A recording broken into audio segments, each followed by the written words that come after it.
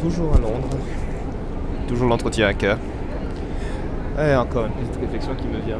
On est dans un tunnel, je me dirige vers la gare de Saint-Pancras. Et là, quand on regarde un peu le réseau souterrain londonien, on se dit, mais waouh, ils ont mis énormément de temps à construire tout ça. Et ce que ça demande en termes, je dirais, d'entretien, de galerie, c'est une vraie fourmilière. Cela va de partout. Tiens, je dois ici, Northern Line. Ça va dans tous les sens. Il y a des flèches, il y a beaucoup de monde qui emprunte les couloirs. Et à côté de ça, il y a des affiches.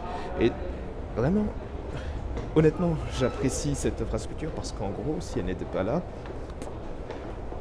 ce serait difficile de se déplacer ici. Et c'est ce qui contribue au succès de Londres, à mon avis. Par contre, il y a juste une petite question que je me pose, que je vous pose à vous. Vous pensez qu'on peut faire tout ça sans effort ? Est-ce qu'il est possible de pouvoir réussir ces entretiens sans effort ? Est-ce qu'il est possible de pouvoir changer de job sans effort ? Il n'y a rien qui se fait sans effort. Il n'y a rien. Si vous voulez bénéficier de choses sympathiques pour vous, pour votre famille, si vous voulez vraiment avoir le travail qui vous intéresse, il va falloir se bouger. Il n'y a pas le choix. Il n'y a pas le choix. On ne peut pas construire ça par hasard.